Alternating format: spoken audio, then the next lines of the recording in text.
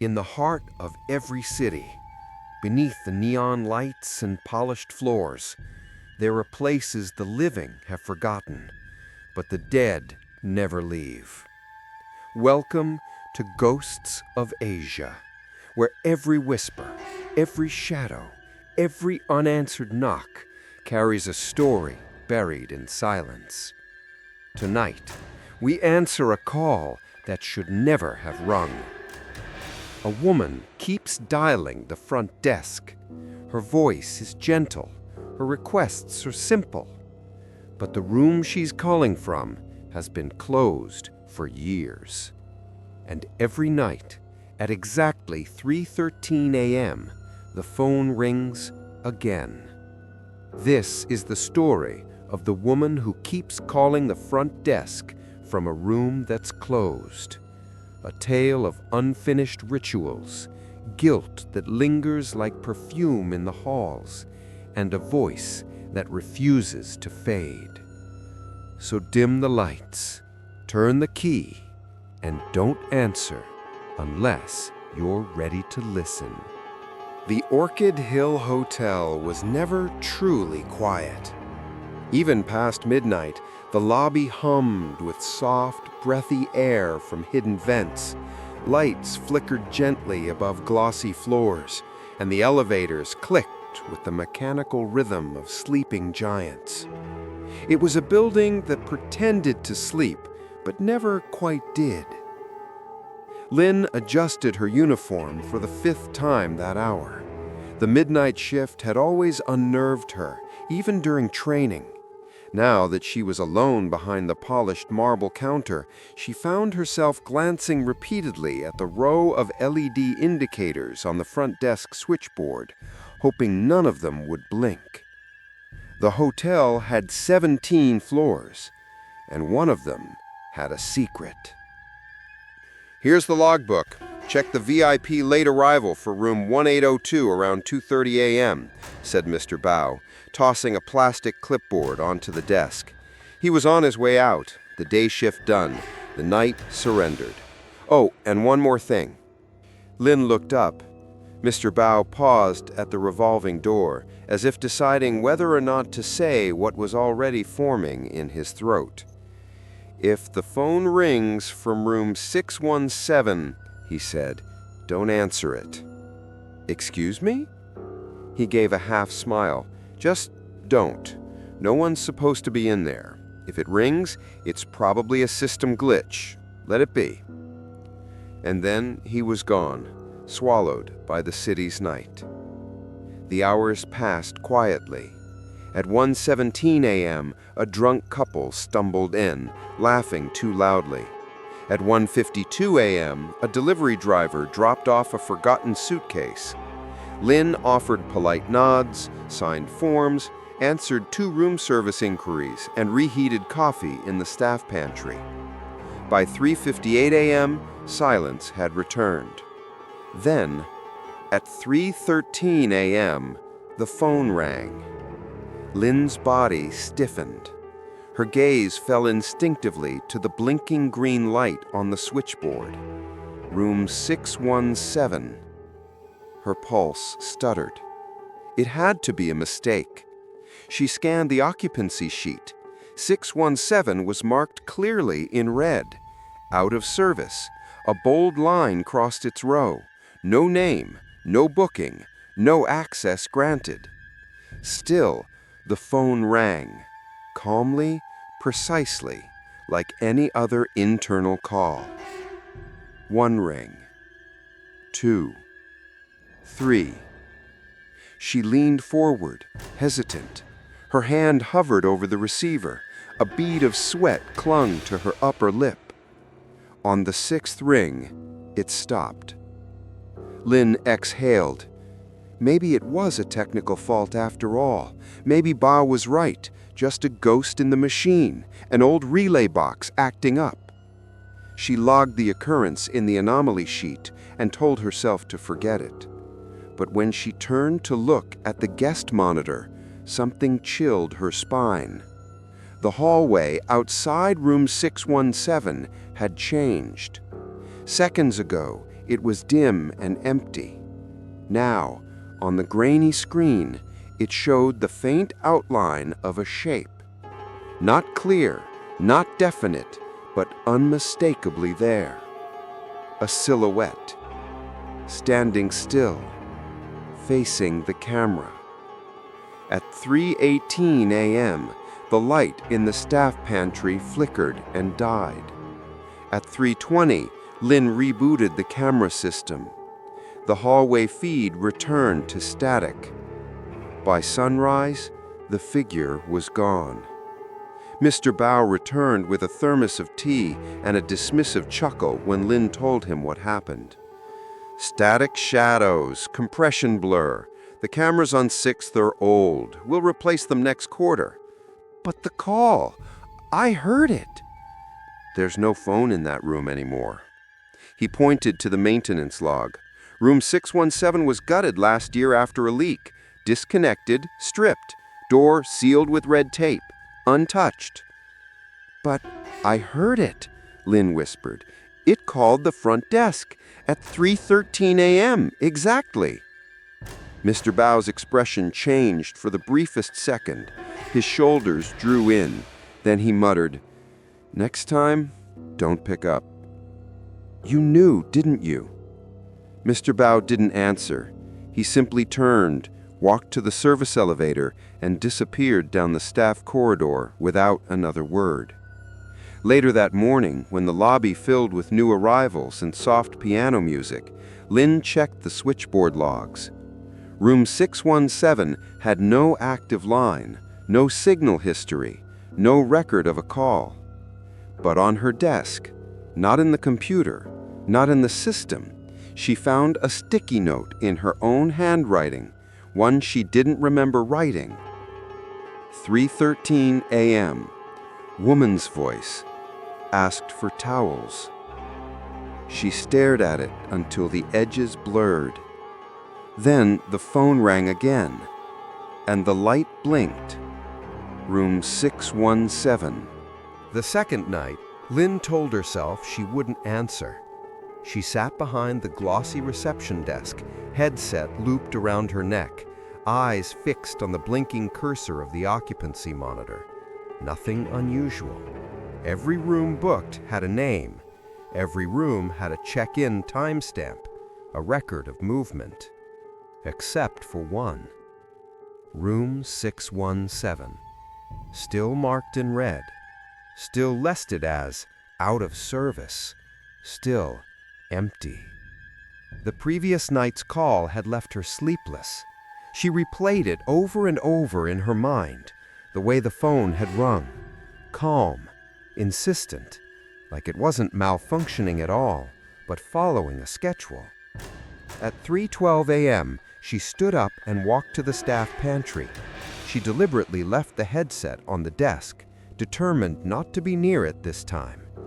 She was stirring powdered milk into a mug of hot water when it began again. Ring.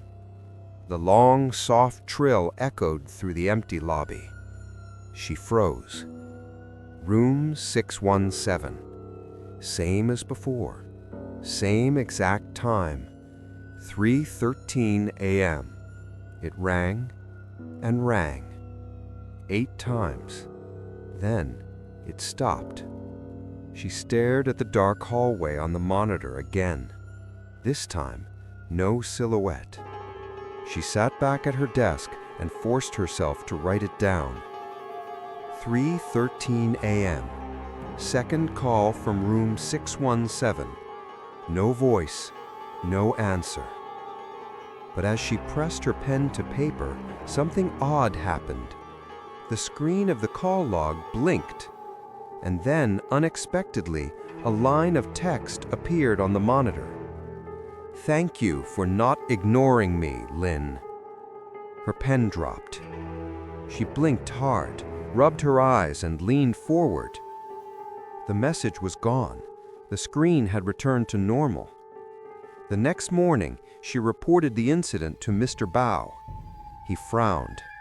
"The system doesn't allow messages through internal calls. No text overlay. It's voice only.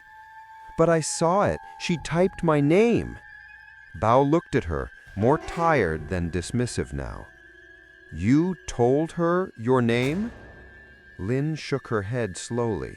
I never said a word. Bao took a breath and turned away. Maybe you're just exhausted. Take tomorrow off. Get some sleep. I'm not tired. I'm scared. He paused, and then, almost reluctantly, he muttered, Then you're starting to understand. That evening, Lin stayed home, but she couldn't stop thinking about the call. How had she been addressed by name? There was only one way to know for sure. She returned to the hotel early the following night. She lied to the day staff, saying she needed to retrieve something. Then she quietly slipped into the security room and accessed the surveillance archive from the night before. The hallway camera outside room 617 showed nothing unusual. But the phone log, her heart stopped. 0313.06, incoming call, extension 617, status connected, 18 seconds. She never picked up, yet the system showed it had connected, as if someone had already spoken. She found herself dialing internal 617, just once. The line didn't connect, no dial tone, just static. But in that static, there was something else, a faint breath, like someone was close to the receiver, just listening.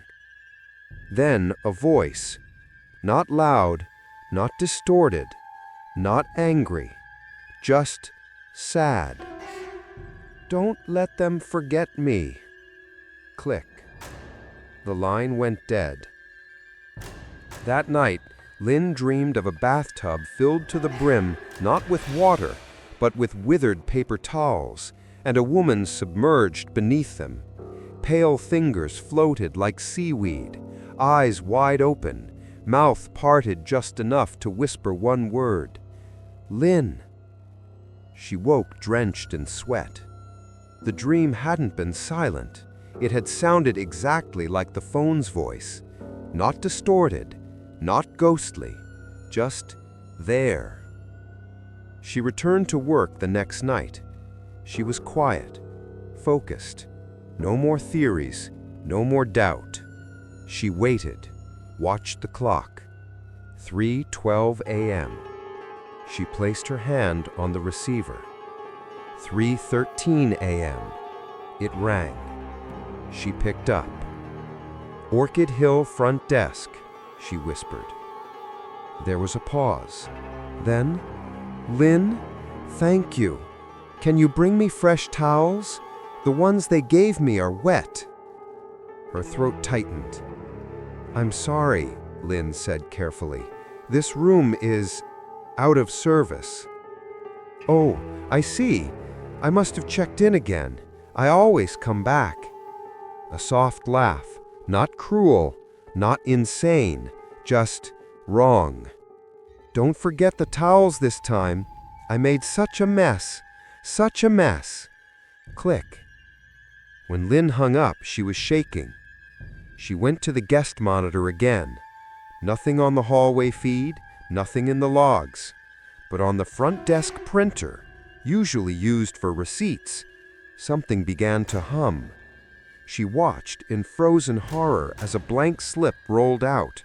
Across it, printed in faint gray ink, were 6 words. 617, wet towels, please remember, M. The calls changed when the pleading began. Before, they were small disturbances, anomalies that could be blamed on frayed wiring or a tired night clerk's eye. But on the third night, the voice on the other end stopped making requests for towels and started asking for things that only a living room might ask for. A window opened, someone to turn the air on, a light to be left on until morning. The requests were banal, human. They were small needs given outsized importance by the way they were said, soft as a child's whisper, knotted with exhaustion, threaded with a hunger that had nothing to do with food. Lynn started to dread 3:13 before the clock struck 3. Her fingers found the receiver before her rational mind did, as if muscle memory could keep the world from tilting. Sometimes she answered, and the woman, 6:17, would speak plainly about the shape of her curtains, about how the towel rack scraped against her knees when she sat on the bathtub edge. Sometimes the woman paused between words long enough for Lynn to hear the building itself, the faint hiss of a far elevator, the distant thud of a truck on the street, the whisper of the air conditioning units. "Please," she said one night, voice taut with a silence Lynn could not break. "Please, tell them to fix the light in the corner." Lynn wanted to tell her no. The hotel had no power to reach behind closed doors that were sealed years ago. Management had policies. Legal advisors had policies. The room was out of service because of mold and unstable floorboards. The hotel had taken a cautious step and closed it off. But the voice, how could she explain to an empty room that it must wait for a contractor 3 days from now, that the hotel had rules and schedules and invoices? She kept a pad of paper at the desk now. Each time the woman asked for something, Lynn wrote it down. Towels, light in the corner, window cracked open at night, a broom placed next to the door. One night the woman asked that the housekeeping trolley be left outside the room at midnight. Lynn put an X next to each request and logged the time. At first it felt like kindness, a way to placate an unseen guest, a small ritual that might earn another night's sleep. Then Mr. Bao came in on his lunch break and sat across from her like someone about to tell a story they had been avoiding. "He answered again," he said, without preface. He had that look, an old, tired crease between his eyebrows that had nothing to do with the day's paperwork. He folded his hands over his thermos and looked at her like someone examining a fragile thing. Lynn nodded. She asked for the light. She said the towels were still damp. "In the old days," he said, "we had rules. Do not transfer calls from unknown extensions. Do not leave a line open to a room that's been red tagged. And do not, no matter how polite the voice, meet it halfway with favors." "You mean, don't do favors for ghosts?" Lynn tried to keep the skepticism in her voice. Bao closed his eyes, then opened them slowly as if letting the memory rise. "We didn't call them ghosts then. We called them disturbances, systems errors. But one thing was always true. Once a line connects, the room remembers. And whatever remembers, it wants to be seen again." Lynn stared at him. "You sound like you believe it." "I do." He took a breath. "Because once, a long time ago, someone we thought we could help tried to help in the wrong way." He set the thermos down and unfolded a hand as if he were smoothing a creased photograph. "There was a new clerk, young, earnest, named Tan. He used to work afternoons. Bright kid, too curious for the night." Bao's voice was soft but steady, the voice of someone repeating a lesson learned the hard way. "He was alone on a Sunday. Hotel was almost empty. It was that kind of silence that feels like a hailed breath." "What happened?" Lynn asked before she could stop herself. 3:13, Bao said. The switchboard lit up. Extension 617. The kid answered, heard the voice. It was pleading, just like you said. Not like a mistake. It wanted someone to come, wanted help. Tan believed. He believed we should help living people, even if the line said it was out of service. So he transferred the call. Lynn felt something in her mouth dry. Transferred to who? To engineering, to maintenance. He thought an engineer could at least check the wiring. He thought someone could go up with a flashlight. He did what anyone would do. He put the call through. And then? And then, his voice a low throb, someone from engineering went up to 6, checked the door, peered through the peephole, thought the room was empty, heard nothing. He told Tan there was no call, no one inside, but the line in the system showed a connection. Tan, worried, called back to follow up. The line came through again, transferred from engineering to the main switch. On the recording, the voice sounded far away, but it kept asking for a light to be left on. Bao looked at Lin like he was asking her to understand something without naming it. That night, the engineer went down the back stairs to the 6th floor to take a shortcut. He slipped on a wet step and the fall broke everything. He was found at the bottom of the stairwell in the morning, dead. Lin felt the air in the lobby grow thin. She had seen accidents before, spilled oil in the back kitchen, glass, cut hands, hotel guests with a history no one wanted to remember. But Bao's words landed like a stone. The story swam in a cloud of what-ifs. Was it the fall, not the call? She murmured. Bao's hand tightened around the thermos until his knuckles paled. Maybe. His eyes flicked away. Maybe it was just an accident. Maybe. But Tan blamed himself. He kept hearing it in his dreams. Leave the light on. Leave the light on. He thought if he had never transferred the call, the engineer would still be alive. Lin thought of the woman's voice asking for towels and the light. She thought of the engineer taking a shortcut, of a stairwell that would always be a stairwell. She pictured the switchboard, its little green and red lights blinking like detached pupils. It felt suddenly obscene to be so clean about it all in the bright morning traffic of check-in and check-out. How did it end? Lin asked weakly.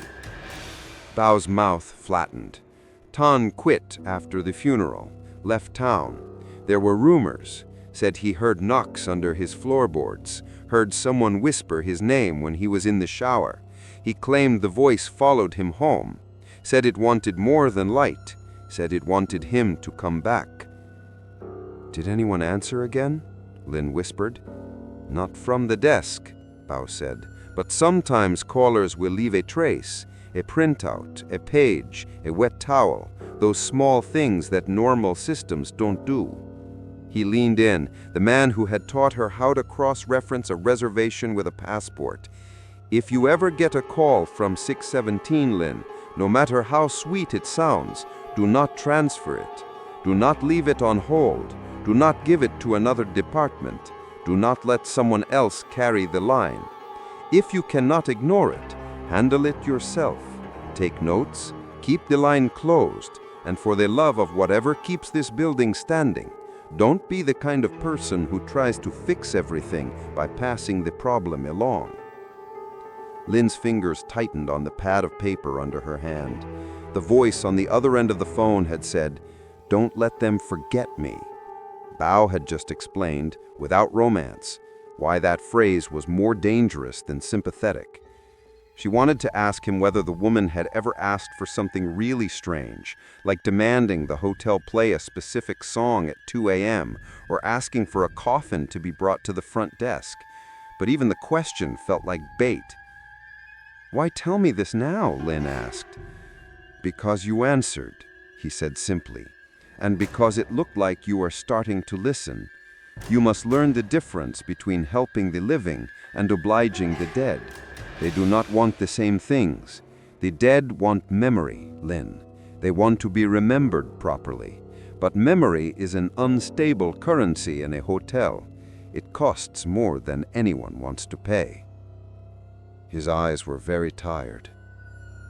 "Okay," she said. "I won't transfer." She meant it. She meant it with the small, brittle conviction of someone who had just been handed a rule by an elder. It felt good to have a rule. Rules were strong in the same way a locked door was strong. They created boundaries. They kept the city from bleeding into the hotel. That night, Lin sat straighter than usual. When the clock stuttered toward 3:13 a.m., she did not leave the desk. She placed her palm flat over the receiver and breathed. She would not be the one to pass the call on. She would not be the one to make an engineer fall down a stairwell. At 3:13, the phone began its measured trill. This time, the voice picked up the thread it had been tugging at for nights. "Lynn," it said, "I remember you. You are kind." She almost smiled at the word kind, at the memory of being 30 and new and trying to make sense of a world that asked for small courtesies. Her mouth went dry when the voice continued. "Please," it said, "there is something in the closet. It hums when I sleep. It says my name wrong." Lynn swallowed. "What do you mean, the closet?" There was a pause longer than any before. She listened for the building, the distant rooster of an HVAC unit, a truck revving, someone in a room above the 6th floor turning over in their sleep. For a second, all the textures of the hotel became audible. Then the voice replied as if it were afraid of saying the truth aloud. "They keep closing the doors. They close the closet. They fold it away. Sometimes they fold the sound with it, and I can't find my own voice." Lynn felt an odd squeezing sympathy. She wanted to soothe. She wanted to promise. She wanted to put a plan in place and call an engineer and keep a light on and tape a note to the door and fetch a broom. She remembered Bao's story and the engineer who had taken a shortcut in the dark. She remembered Tong's fate and the practice of passing problems to other shoulders. She put the receiver down without transferring the line. "Okay," she said softly. "Okay, I hear you." On the monitor, the hallway outside 617 showed nothing. On the system, no connection appeared. The only evidence that existed was the tremor of her own voice and the pad of paper where she'd written, again, another request. Closet, humming, says her name wrong. She tucked the paper into a drawer and shut it, fingers pressed to the warmth of the wood. And then the phone trilled again, room 617. She did not pick it up. She waited as the clock clicked past 3:14, past 3:15. She did not transfer. She did not call engineering. She did not leave the desk. When the line finally went dead, her heart was a small animal trapped behind ribs. The lobby resumed its usual indifferent rhythm as dawn began to bruise the windows. Bao patted her shoulder once before the day shift returned. "You did well, but it's not about what you did. It's about what you will not do again." He left before she could ask him anything else. Lynn folded the pad of paper and slid it into her pocket. The night had not ended with a tragedy. That much was relief enough. But as she watched the elevators take suited guests up in neat, oblivious pulses, she felt the weight of an unfinished ledger press at the back of her eyes. There would be more calls. There would be more requests. And somewhere between the kindness she wanted to extend and the rule Bao had given her, she suspected she would have to learn how to live with not knowing what was right. For now, she had one rule she would not break. Do not transfer the call. Outside, the city moved on in a way that always pretended the past could be left behind. Inside, in a room sealed with tape and red paint and the blunt will of management, something listened to the sound of its own name and counted the nights until someone would finally answer it properly. Lynn made coffee and sat with it under the desk until the morning crowd arrived, the little paper pad a weight against her thigh. At 3:13 every night the phone would ring again. She knew that now. And in the quiet between ringing and silence, she tasted a warning she could not yet interpret, a taste like iron and old paper. The Orchid Hill Hotel prided itself on perfect records. Every stay, every transaction, every late-night minibar charge was logged, stamped, time-coded, and archived. Lynn knew this well. She had been trained to handle the front desk like a gatekeeper.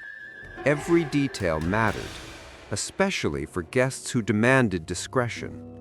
And this was a hotel that saw many secrets. But room 617 had none. No name, no ID scan, no timestamp. Just a red line through its slot on the system. Out of service. The computer held nothing older than last year. The record had been erased or buried. And yet the phone kept ringing. The voice kept calling. The requests continued, soft as candle smoke. Lynn waited until her shift ended before slipping into the small office behind the staff corridor, what they jokingly called the bone room, where all the old logs and printed archives were stored. The scent of yellowing paper, dried ink, and faint mildew greeted her like a forgotten lullaby. Floor-to-ceiling shelves sagged under the weight of past decades. Dust coated the binders in a fine skin. She searched year by year.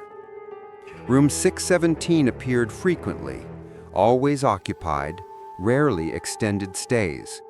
A couple from Taipei, a traveling writer, a Japanese businessman who had asked for no cleaning staff during his entire week-long stay. The room seemed unremarkable, just another page in the endless churn of temporary lives. But in 2016, something changed. There was a page with no name, a printed booking number, blacked out. The guest signature line was torn, ripped deliberately. A large red X slashed across the record. No checkout time, no charges processed, no forwarding address. Just a handwritten note in faded pen. Do not assign. Do not disturb. Do not discuss. Lynn's fingers trembled as she turned the page. The next entry picked up with room 618. 617 was no longer listed at all. From 2016 onward, the logs jumped right over it, like it had been erased. She brought the torn sheet back to the front desk that evening. Bao looked at it, then at her. "You went digging," he said flatly. "I had to.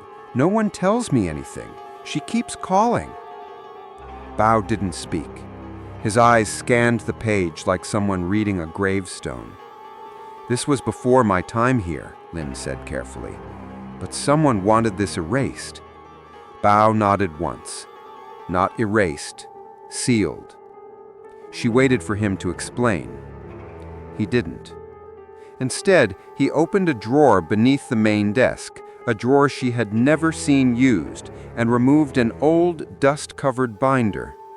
Unlike the other crisp records in the hotel, this one was warped from humidity and yellowed with age. "Complaints," he said, "from guests." He opened to a flagged section. 2 pages in, there it was. June 14th, 2016. Guest complaint, room 715. Kept hearing a phone ring, same time every night, 3 to 3:15 a.m. I reported it 3 times. No one ever answered. Sounded like it was coming from the floor below. June 16th, 2016. Internal note. Night shift staff member reports call from unassigned extension 617. Voice said she's not checked out yet. No call log recorded. June 17th, 2016. Engineering. Door to 617 sealed. Maintenance to begin disassembly next quarter. Room taken offline. Recommend no further discussion. And finally, June 21st, 2016, staff report, initialized TH. Receptionist Thang heard crying through the intercom. Not possible. Line not connected. Terminated shift early. Resigned 2 weeks later. "Why did no one say anything?" Lynn whispered. Bao closed the binder with a dull thud. "Because silence works until it doesn't." That night, Lynn stayed later than she should have. Curiosity had turned into something else now, something heavier, not just fear, guilt, the guilt of knowing. At 3:13 a.m., the phone rang. She picked up. "Lynn," the voice whispered. "I'm here," she replied. "I waited. No one came. They said I had no record, but I was here. I was here. I was here." Her voice cracked like a broken lullaby. "What's your name?" she whispered. A pause. Then, faint, like it was pulled from another time. "Jiang Mei." And the line went dead. Lynn stared at the receiver. The name echoed in her head like a prayer or a curse. Jiang Mei. It didn't appear in the logs, not in the room assignments, not in the archived guests, not in the current system. But the call log now, just now, flashed a new message never seen before. Call connected, extension 617, guest Jiang Mei, unknown record. How could the system list a guest that didn't exist? She printed the screen. As the printer hummed, she noticed something she hadn't before. In the faint reflection on the glass countertop, just beyond her shoulder, stood the outline of a woman. Not moving, not breathing, just watching. When she turned, no one was there. But on the carpet behind her desk, 2 wet footprints faded into nothing. Lynn had never made that kind of mistake before. She was precise, careful, the kind of receptionist who triple-checked wake-up calls and confirmed room preferences twice. But that night, something had tugged at her hand, something small, almost unnoticeable, a feeling, a nudge, and the wrong guest answered. It was just past 3 a.m. when room 617 called again. Lynn picked up. The woman's voice was breathless, softer than usual. "Lynn, please, I think I fell asleep in the tub again. It's dark. I can't find the light." Lynn tried to keep her voice steady. "You're okay. The lights are on in the hallway. We can send help." No, she interrupted. "Don't send anyone. Just wake me when it's morning. Just this once. Wake me, please, before the curtains open." The line crackled as if the voice was curling itself into the phone's copper veins. "Set the call. 7:15. I want to wake up before the shadows shift." Then silence. Lynn sat frozen, holding the phone longer than necessary. Wake her? Set the call? It didn't make sense until her fingers moved on instinct. She logged the request. 7:15 a.m., room 617, wake-up call.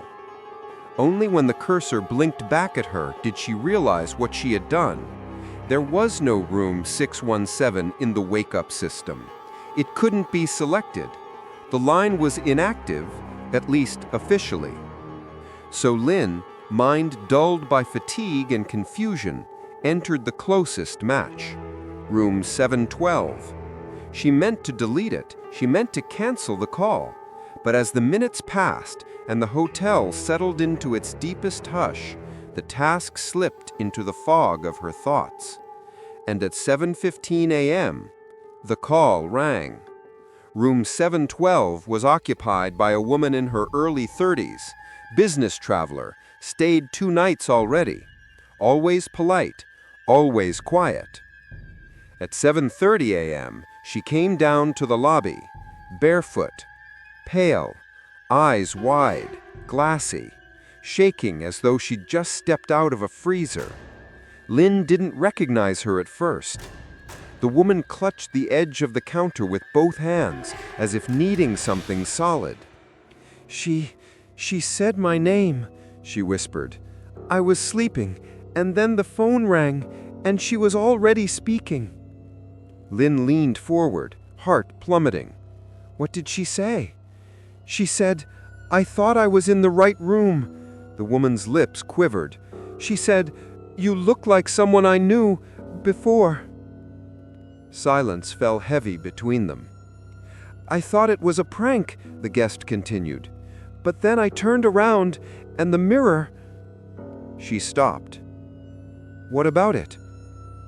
"There was fog," she said, "like someone breathed on the glass from inside it." The hotel upgraded her room without hesitation. She left that afternoon early. No refund requested, no complaints filed.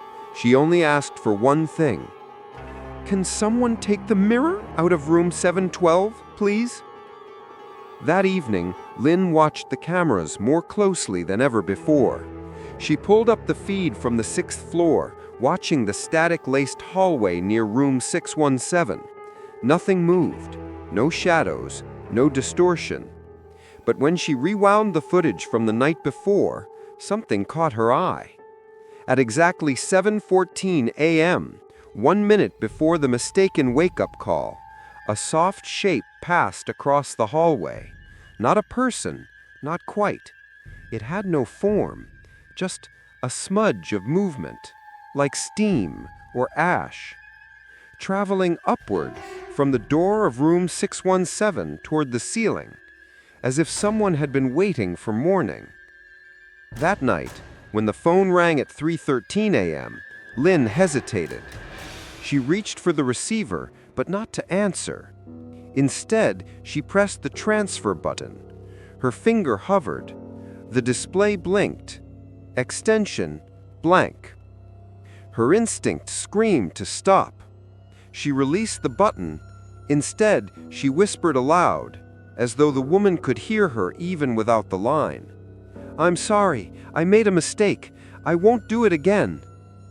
And from the speaker, without pressing anything, she heard a soft laugh, not cruel, not warm, just tired. "That's all right, Lynn. I find my way. I always do." In the logbook, Lynn wrote a new note. 3:13 a.m. Call requested a wake-up. Misentered. Guest in 712 heard the voice. Spoke of mirror fog. Guest visibly shaken. Requested removal. She stared at the page and felt, for the first time, like she was transcribing a haunting, like she had become a secretary to a ghost. The phone didn't ring again that night. But at 4:03 a.m., a printed slip appeared from the service printer. It hadn't printed anything in weeks. On it, in perfect type, "Wrong room, still grateful. Please don't forget me. M." The paper was cold to the touch. When she turned it over, there was a faint, circular watermark near the edge. She held it closer to the light. It looked like the imprint of a wet coffee cup, but darker, almost red. Lynn had never dared walk the 6th floor alone before. She told herself it was unnecessary, that everything she needed was on the screen, in the logs, in the phone lines that came alive each night. But the calls were getting bolder, more intimate. And ever since she had made the mistake with room 712, something in her gut insisted, "Go see the door." She waited until just after 2 a.m. The halls were quiet. The elevators were asleep. She took the staff key and climbed the stairs, her footsteps echoing like distant taps on glass. When she reached the 6th floor, a wave of stale, unmoving air greeted her. It was colder here, not by degrees, but by feeling. The kind of chill that didn't touch your skin, only your bones. Room 617 was halfway down the corridor. She approached slowly, and there it was, sealed. The door was still intact, but age showed around the hinges. Faint water stains crept outward from the baseboards like something once wept beneath it. On the doorframe, yellowed talisman paper clung like brittle scabs, their ink long faded, their protection long expired. Red caution tape stretched across the handle, twice wrapped, then stapled. But the peephole, that was what stopped her cold. It had been covered once. She could see the residue of duct tape, but someone had peeled it back, and now it stared back at her. She leaned closer, hesitating, breath shallow. The brass of the peephole shimmered dully under the hallway's flickering light.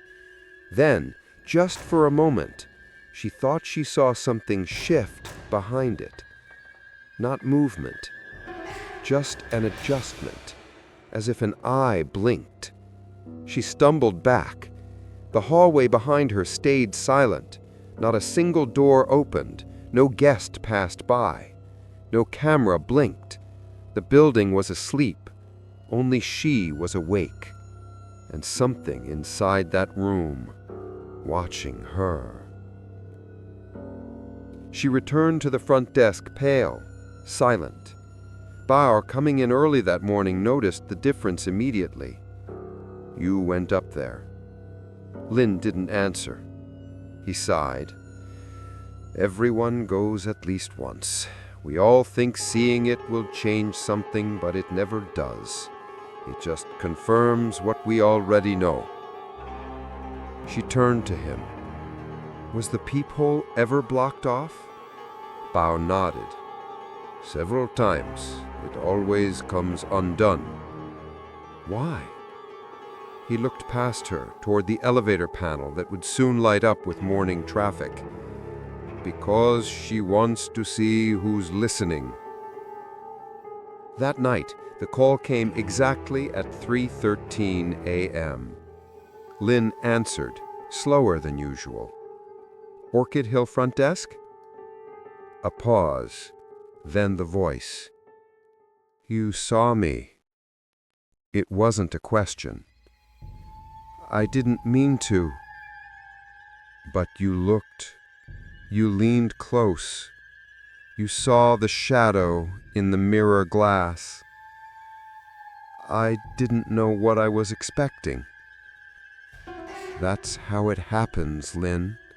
The first time you see the room, it sees you back."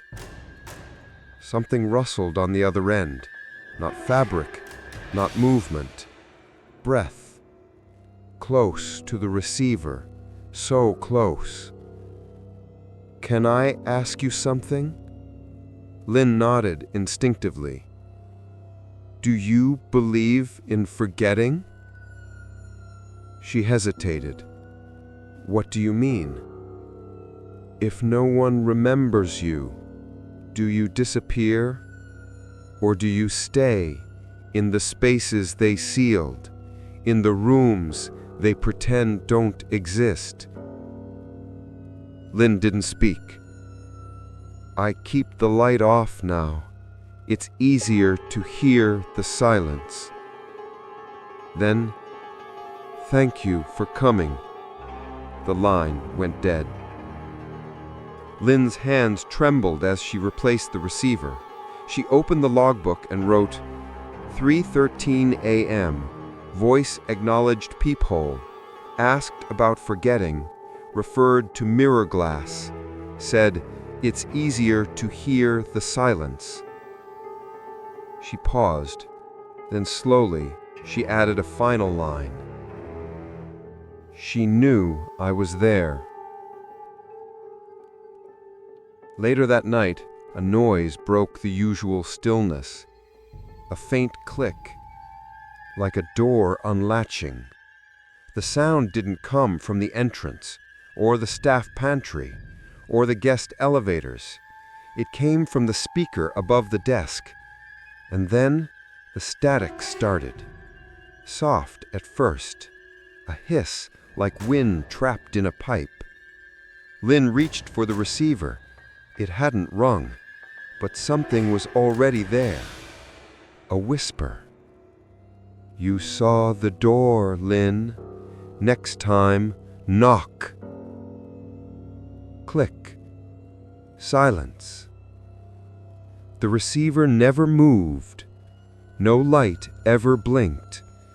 And yet, Her name had been spoken. Again. She didn't sleep when her shift ended. Instead, she stayed in the lobby until sunrise, watching the feed from the 6th floor again and again. There was nothing on the video. No movement, no doors opening.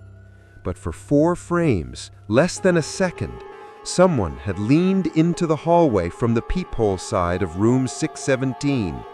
Just a shadow, thin, slouched, silent. Then it vanished. At 6:59 a.m., a new note was printed from the front desk printer. "You don't need to open the door. Just remember I was there." It wasn't signed, but Lynn already knew who had written it. The nights at Orchid Hill were never entirely dark.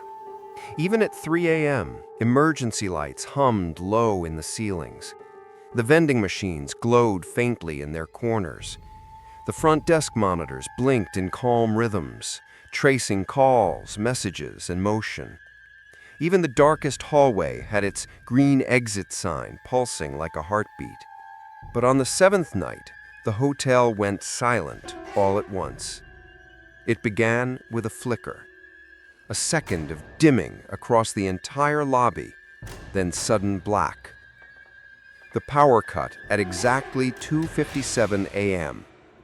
Lynn froze. The desk monitors went dead. The hum of the elevators stopped. The soft background music faded mid-note into nothing. And then, silence. Real silence. Not the stillness of a quiet hotel, but the absence of its machines, the breathless hush of a building holding its lungs. The emergency lights should have flicked on immediately. They didn't. Only one light came to life. One. At the far end of the front desk, a single hallway monitor glowed. The screen for the 6th floor. More specifically, the camera aimed at room 617. It wasn't static. The hallway was dim but visible. The light above 617 flickered, casting long, shivering shadows across the peeling number plate. The talismans on the door twitched, like something was breathing behind them. And on the feed, for the first time, something changed. The red tape across the door handle was gone. Lynn reached under the desk for the flashlight. The beam cut through the dark like a blade. She scanned the monitors. Nothing else was working. No network, no phone, no staff elevator panel. Only the 6th floor screen, flickering slowly. She reached for the landline receiver, hoping for any sign of life in the system. No dial tone, just soft static. But underneath it, barely there, a slow inhale, a breath, close, near, like someone was on the line, just not speaking. She whispered into the receiver, unsure why. "Hello?" Nothing. Then, slowly, a voice responded, not with words, but sound. The woman, not crying, not whispering, singing. A lullaby. Off-key, distant, familiar in the way a childhood song turns foreign when remembered in the dark. Lynn clutched the phone tighter, the flashlight beam shaking in her other hand. "Who are you?" she asked. The voice didn't answer. It just kept singing, until Lynn recognized a phrase, a line. "Wake me before the curtains move." Her breath caught. That's what the woman had said on the night of the wrong wake-up call. The flashlight flickered. Lynn turned the beam toward the lobby door, just in time to see something shift behind the frosted glass. A shape, tall, still, facing her. She didn't move, didn't speak. The lights returned all at once, blazing, humming, blinding. The sound of systems rebooting filled the hotel. Elevators clicked, vents whooshed, monitors rebooted with dull beeps. When Lynn looked again, the shape behind the glass was gone. Later, the engineers blamed it on a transformer failure 2 blocks down. A freak coincidence, temporary. But the Orchid Hill building had backup power, emergency lights, redundancies. None of them activated, except the 6th floor camera and the front desk phone. At 3:13 a.m., when everything was normal again, the phone rang. Lynn answered it before the second ring. I saw the tape was gone. The voice was calm now, no longer afraid, just present. It comes off when I'm ready to leave, but I never go far. The door only opens when it's time to forget. What's behind it? Lynn asked, barely above a whisper. Just me. And the silence. Why me? A pause. Because you listened. Click. In the system, Lynn checked the power logs. No surge, no error, no record of a power outage. Nothing marked the blackout, except the front desk printer. It had spat out a slip at 2:58 a.m., just before the lights failed. 4 words. Still here. Still waiting. The next morning, Bao returned to find Lynn already at the desk, eyes hollow. You saw it, didn't you? He asked gently. Lynn nodded. She sang. I think it was a lullaby. I think she thinks she's still in the room, sleeping, waiting to be woken up. Bao looked tired. He always did these days. Sometimes, he said, we die with habits still attached. The way you wait for an alarm, even when you're retired. The way a mother still wakes in the night, even after her child has grown. He looked toward the elevator. Maybe she's waiting for someone who never came. Lynn stared at the printer slip again. Still here. Still waiting. That night, Lynn passed the hallway camera feed on her way out. Room 617 sat in darkness. But as she turned away, the light above the door blinked. Just once. Like a nod. Like a confirmation. And then, it stayed dark. It was the scent that Auntie Mayu remembered most. Not the body. Not the silence. Not even the way the curtains had been tied shut with electrical cord. But the smell. The sweetness of damp hair. Like old rose water left open too long. She hadn't spoken about it in years, not because she forgot, but because the hotel never asked, and the hotel, like all good places of silence, preferred memory to be folded and tucked away. Lynn found her in the service pantry at 4:15 a.m., folding hand towels without looking down. Her knuckles were knotted from decades of scrubbing porcelain, and her eyes were still sharp enough to catch the smallest stain. Auntie, Lynn said softly, do you remember the woman from room 617? The folding stopped. The silence between them stretched too long. Then, without looking up, Auntie Mayu whispered, I didn't know she was dead until the 3rd day. The story was simple. Too simple. The woman checked in late, alone. She wore a long coat, carried only a handbag, and asked for no cleaning service. Standard privacy request. But it wasn't the first day that unsettled Auntie Mayu. It was the second. There was always noise in the morning, flushing pipes, drawers sliding open, the knock of cups being returned to trays. But room 617 stayed still. The do not disturb sign never moved. On the third day, she knocked anyway. No answer.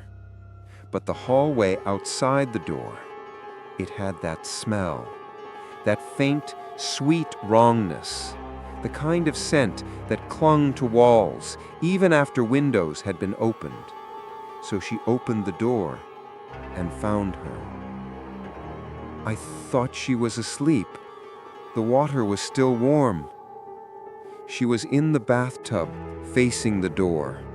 Not sunken, not bloated, just still, like a reflection. White cloth floated around her shoulders like a veil. Her hair was pinned neatly, eyes wide open. But it was the phone that disturbed her most. The old landline, off the hook, cradled in the woman's palm, as if she'd been speaking to someone, until the end. Lynn listened without interrupting. No one had ever told her there had been a body. No staff records, no reports, no warnings in the manual. They said I was mistaken, Mayu continued, her voice thinner now. Said she must have left and someone else broke in. She turned her gaze on Lynn for the first time. But I know what a fresh ghost feels like. She wasn't gone. Not really. Her eyes were still listening. The room was sealed soon afterward. The hotel claimed it was due to a water leak. New wallpaper was ordered, new linens, but no cleaners were sent. No renovations followed. Just silence, and tape, and talismans. And then, the calls began. She calls me sometimes, Auntie Mayu said quietly. I don't answer, but I hear the dial tone hum in my dreams.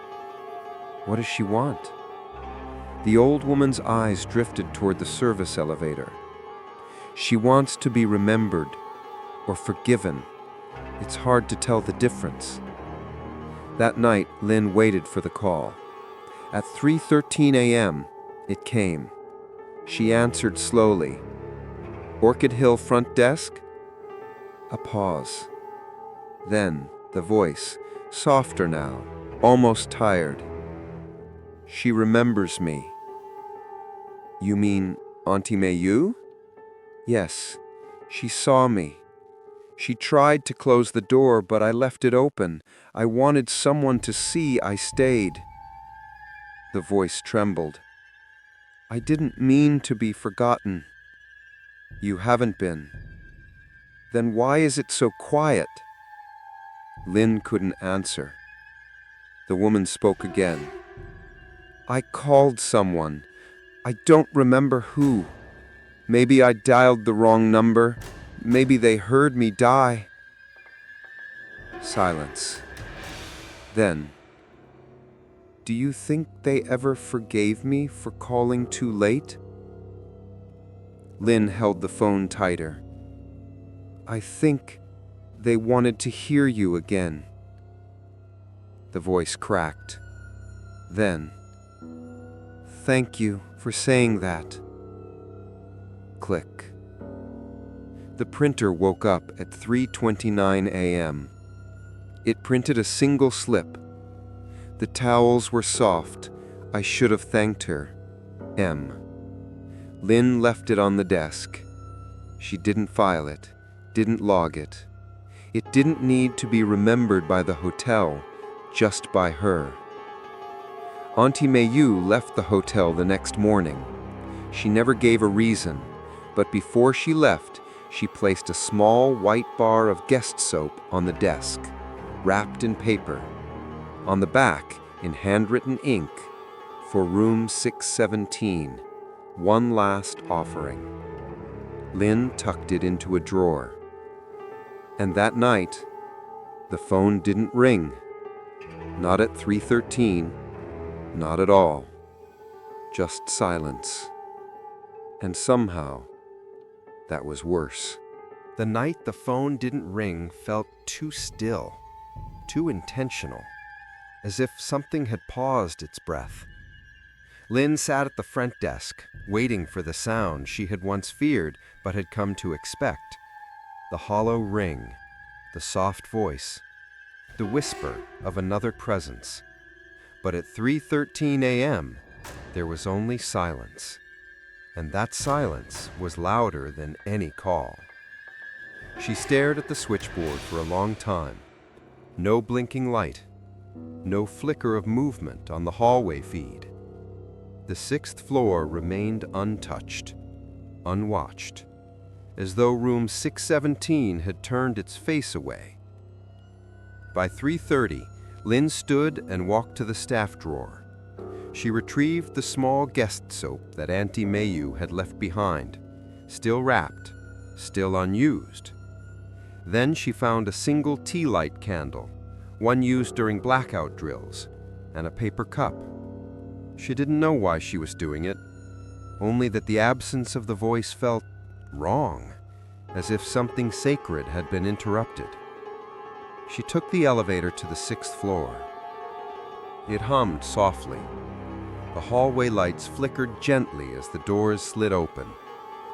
She stepped out, holding the candle, the soap, and the paper cup of water.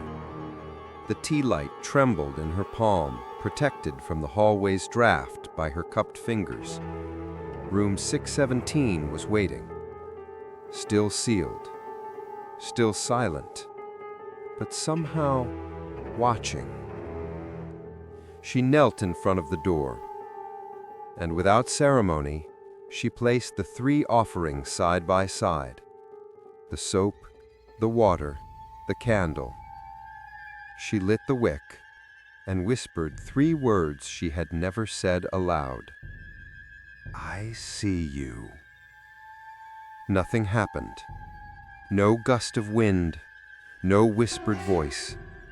But something shifted. Not in the hallway, inside her.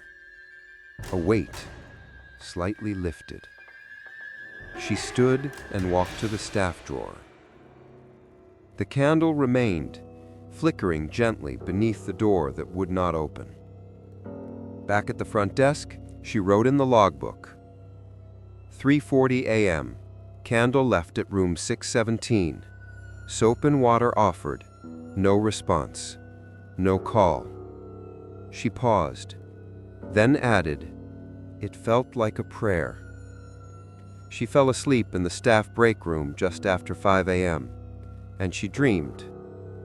She was standing in a bathtub, not her own, someone else's.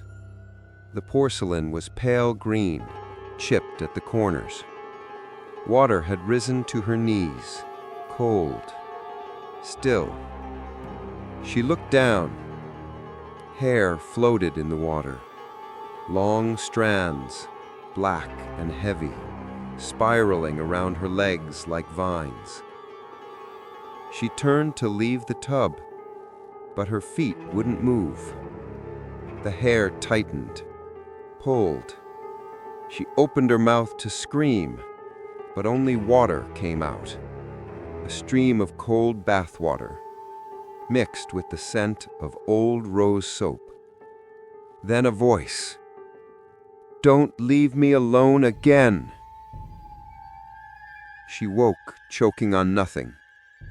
She found the candle later that day, burned to the wick. Melted wax pooled on the hallway carpet, untouched. The water had spilled slightly. The cup lay on its side. But the soap was gone. That night, the call returned. 3:13 a.m. Lynn answered without hesitation. "Orchid Hill front desk?" The voice was soft. "I dreamed someone lit a candle for me. I saw it from under the door." "I did. I left it for you." "Thank you." A pause. Then, "They always took the towels, but no one ever left me light." She sounded closer now, less like she was behind a wall and more like she was on the other side of a veil. Did the hair frighten you? Lynn froze. It wasn't meant to. It just stayed with me after I sank. I think some things want to follow even after we're finished. I saw you. Then I'm not gone.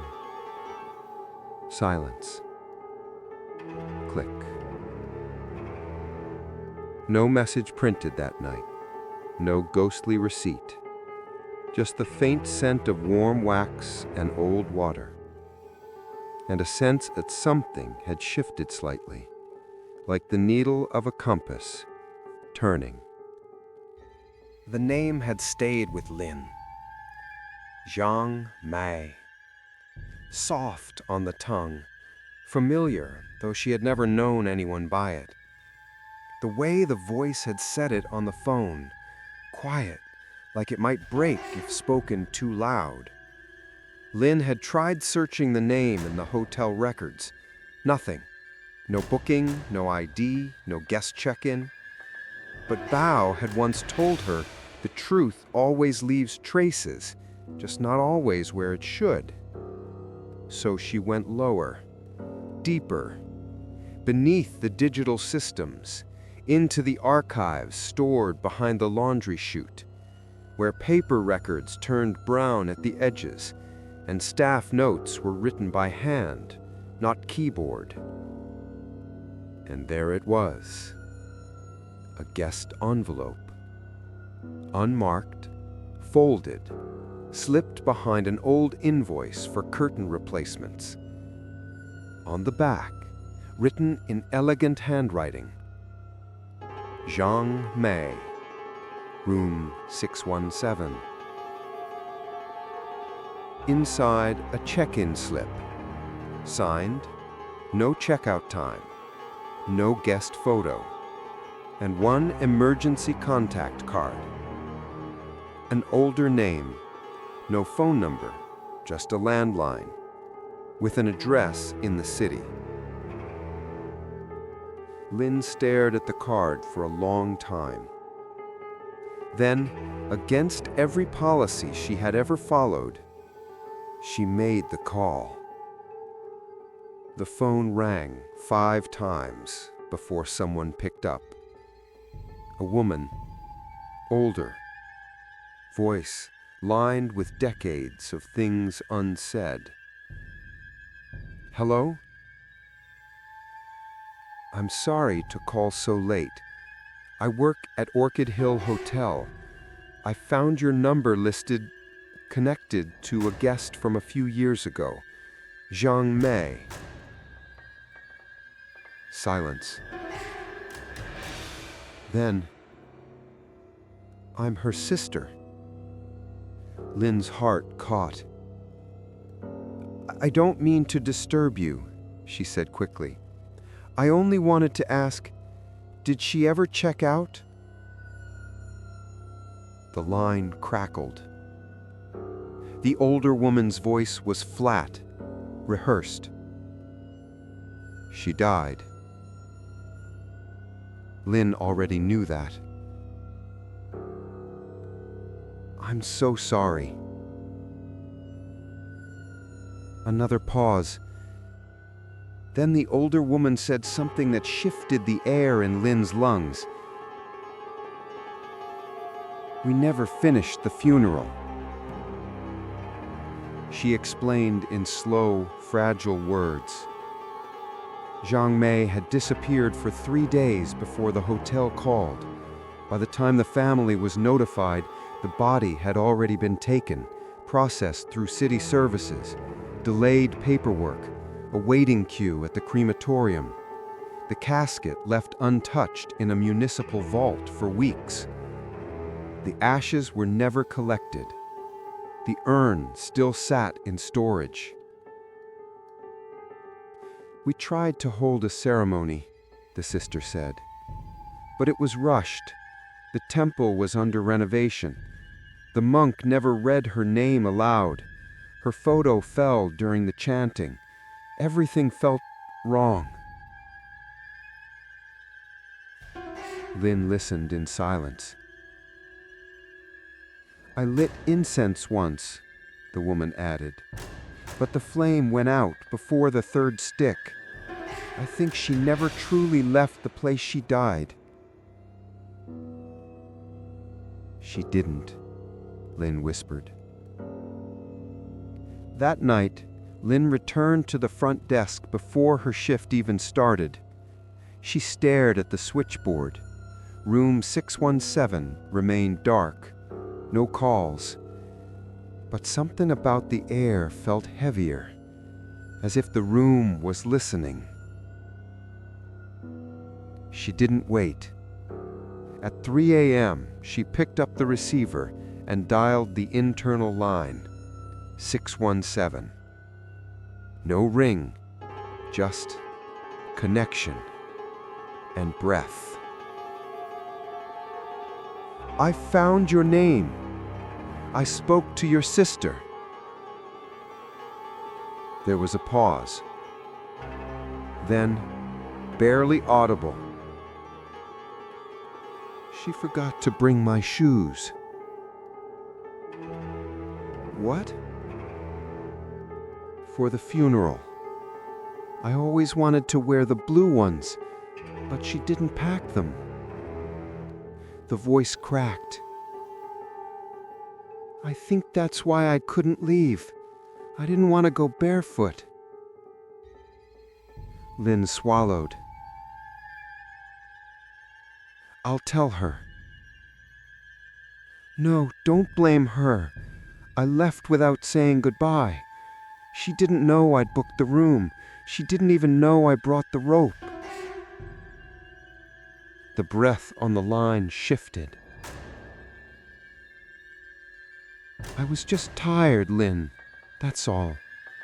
Tired in the kind of way you don't recover from."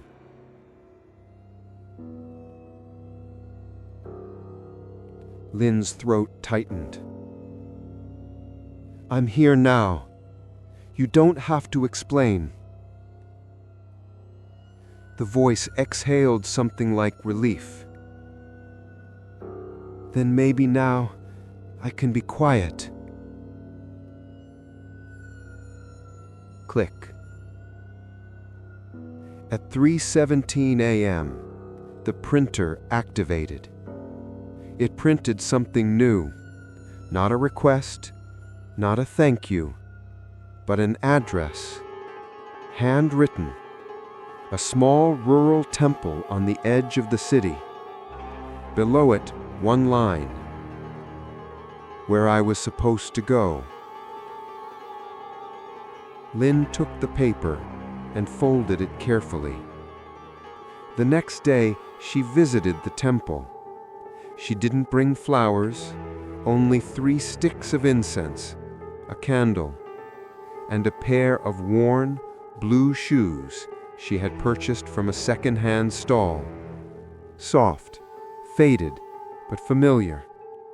She placed them beside a nameless altar in the back and whispered. She stayed because no one lit the 3rd stick. The wind outside shifted, and the flame held steady. That night, back at Orchid Hill Hotel, the phone didn't ring. And for the first time, she didn't feel afraid of the silence.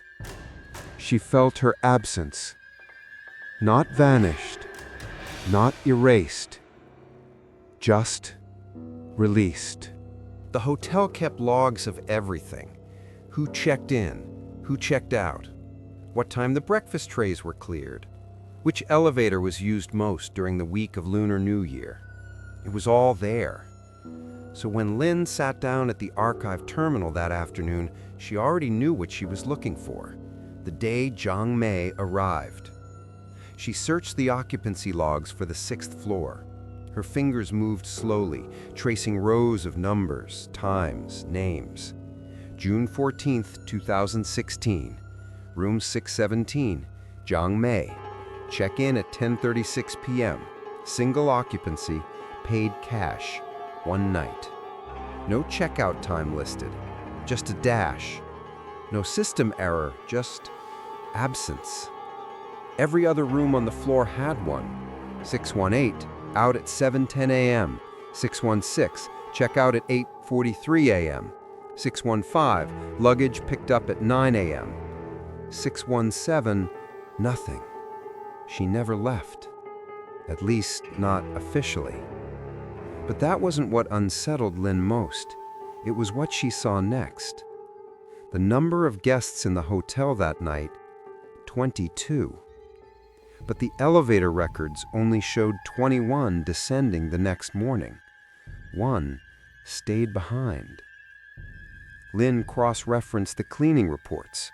Housekeeping had marked room 617 as DND for 2 days.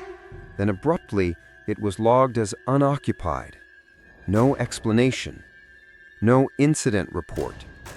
Nothing filed. Just a silent shift from one state to another, as if the room had simply emptied itself. She printed the log, every room, every time, but room 617 stood out like a held breath. She thought about Jung-Mei walking into the hotel alone, late, tired, carrying only her handbag and silence. She thought of the tub, the phone, the water, the rope. And then she saw the name that had initialed the cleaning report that week. T.H. Tang, the young receptionist Bao had told her about. The one who answered the call. The one who transferred it. The one who quit after the funeral. That night, Lynn asked Bao about him again. "Do you still talk to him?" Bao shook his head. He moved cities, changed numbers, deleted his social media. He said the quiet followed him. Did he ever say what the woman on the call told him? Bao paused. Then, she asked him not to forget that she stayed behind. At 3:13 a.m., the phone rang again. Lynn answered, her voice steady now. Orchid Hill front desk. A breath, then the voice, softer than it had been in days. The night I checked in, there was music in the elevator. I thought I'd sleep. I thought I'd leave in the morning, but no one noticed when I didn't. You were the only one who didn't check out, Lynn said. I thought that would matter. I thought staying would make someone remember me, but they turned off the lights and folded the sheets and forgot my name. You're not forgotten. You say that, but they erased me from the system. Lynn whispered back, the system doesn't know how to grieve. Silence. A long pause. Then, sometimes I hear the elevator, but it never stops on my floor. I can press the button next time it comes, Lynn said. Would you? I will. Click. Later that night, Lynn wrote a note. Jung-Mei was the last guest who never left. Elevator data confirms 21 exits. She stayed, unchecked, unseen. She placed the note inside the drawer with the other slips, the photos, the candle wax, the printed receipts, each one a memory, each one a proof. The elevator panel on the 6th floor had always skipped room 617. It was a programming quirk intended to prevent stops at sealed rooms. But when Lynn asked engineering to review the software, they found something strange.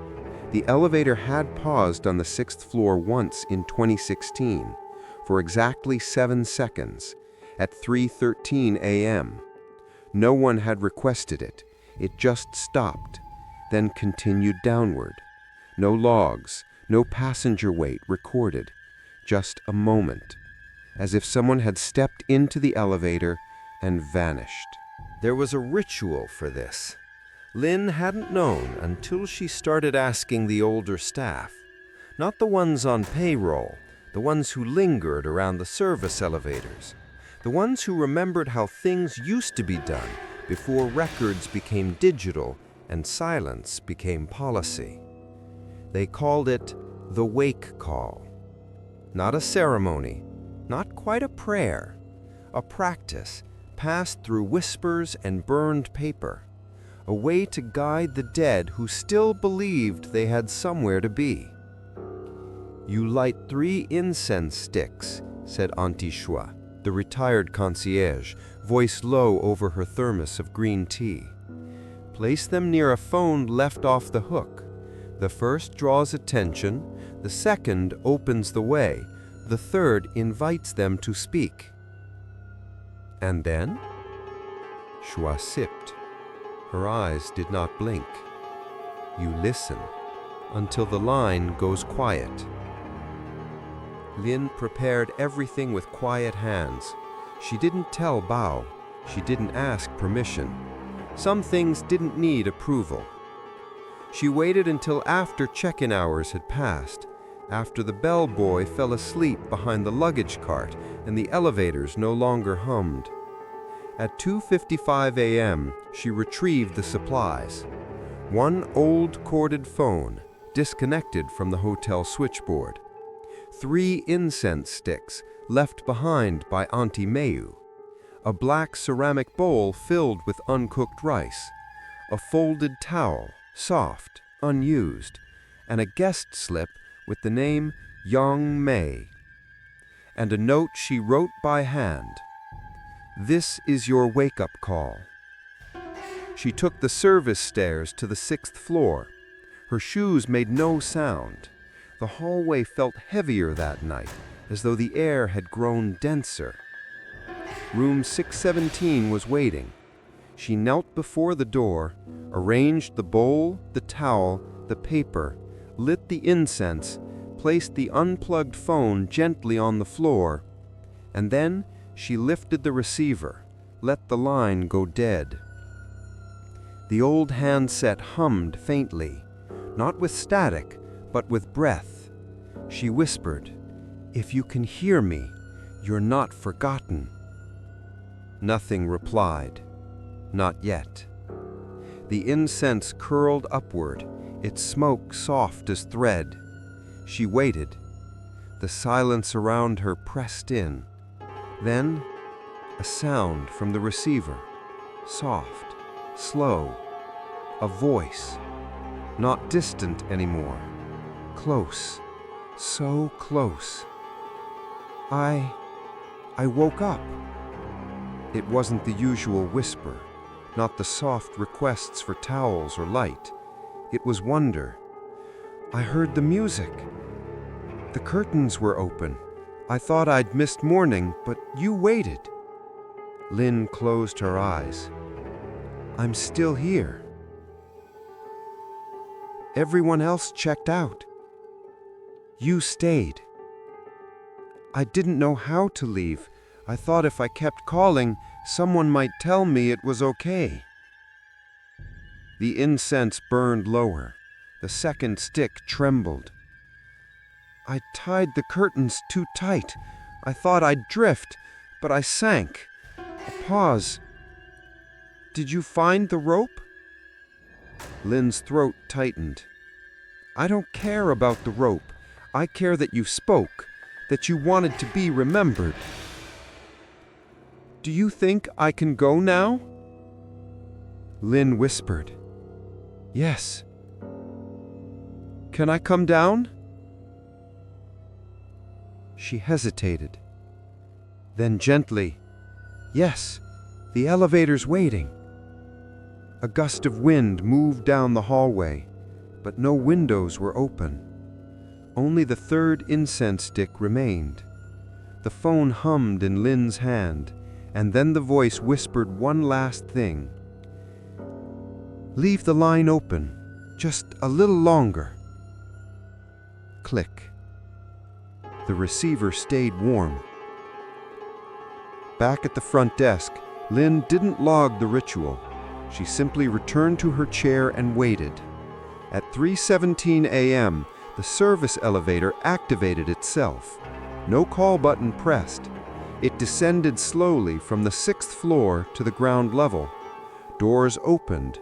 No one stepped out, but the scent of incense drifted across the lobby, carrying a note of old rosewater.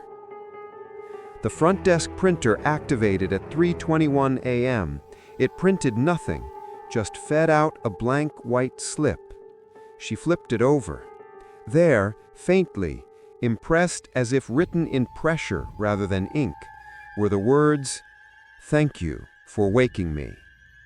The next day, the elevator log showed no irregularities, no service requests, no power spike, no sensor activation. But in the call records, room 617 had made one last connection.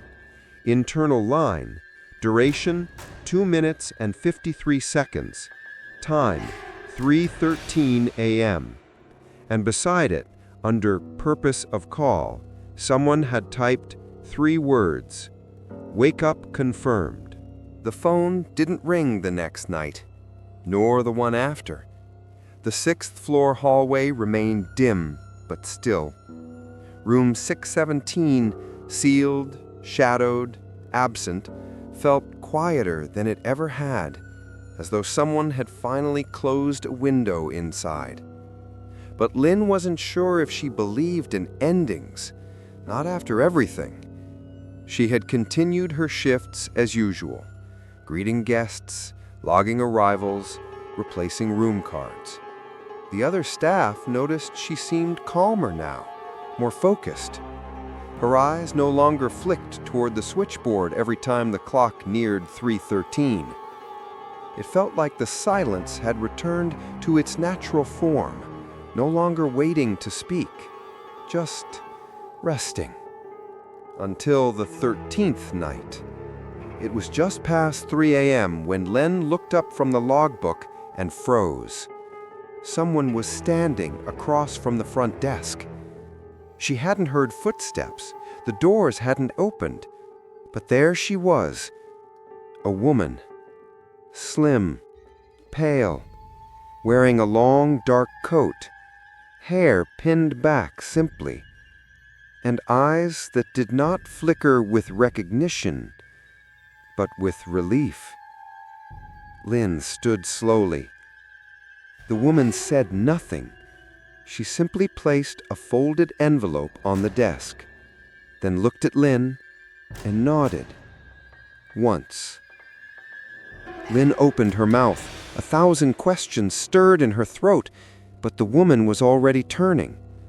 She walked toward the elevator with the grace of someone who had done it 1,000 times. The doors opened on their own, and she stepped inside. No floor button pressed. The doors slid shut. Lynn stared at the envelope for a long time, then slowly opened it. Inside was a single printed receipt, dated June 14th, 2016. Room 617. Name Jiang Mei. Check-in 10:36 p.m. Check-out dash. Status complete.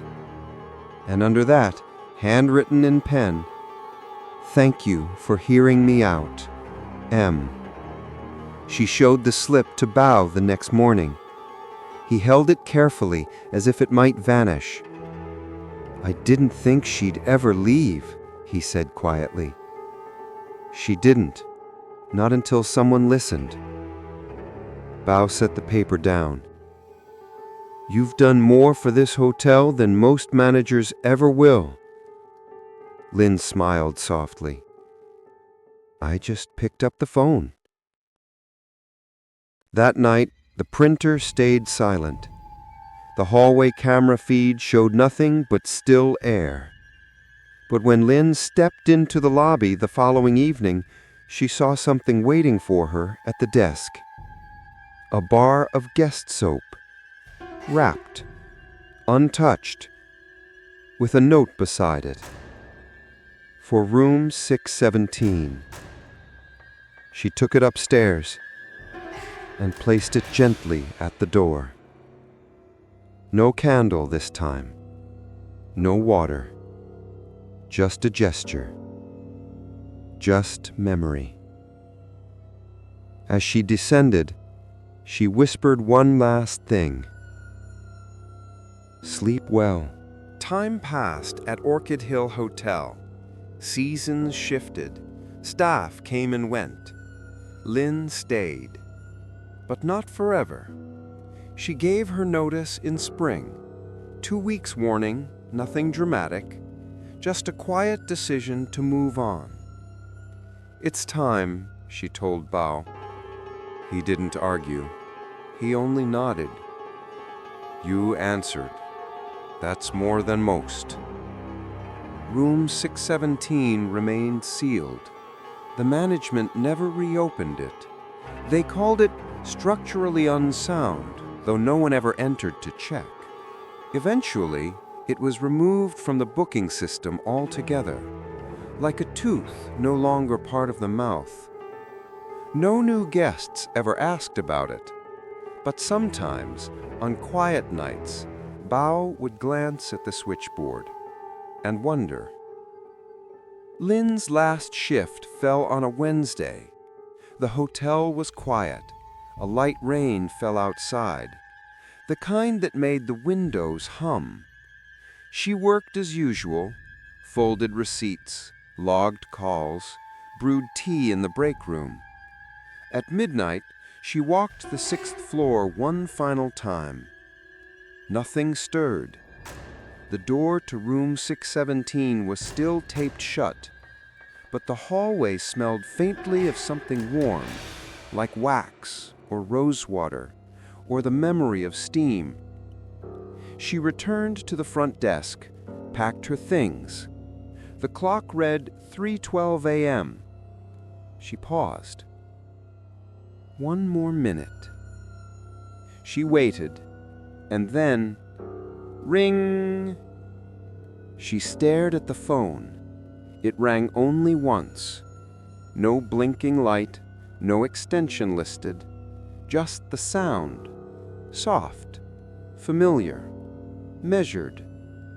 She reached for the receiver slowly, lifted it to her ear.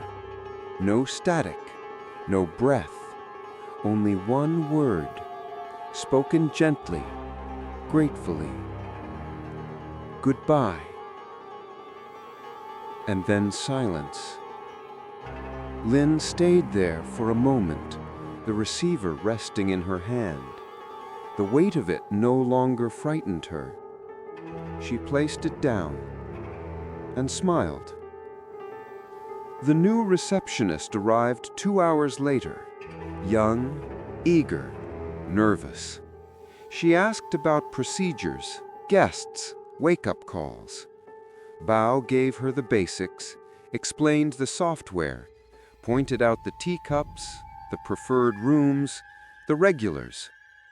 As they reviewed the switchboard together, she pointed to a gap in the layout. "Why is there no room 617?" she asked. Bao was quiet for a long moment. Then he shrugged. "That room was closed, long ago. No need to worry about it." "But if someone calls from it?" she asked. He looked at her and smiled gently. "You won't get a call." That night, just before closing the ledger, the new receptionist heard something faint. Not a phone ring, not a voice, but a click, soft, like a receiver being gently returned to its cradle. She looked around. No guests in the lobby, no one near the phones. She checked the switchboard. All lights off. And yet, she thought she heard someone whisper, "Front desk." But when she picked up the phone, there was nothing on the line.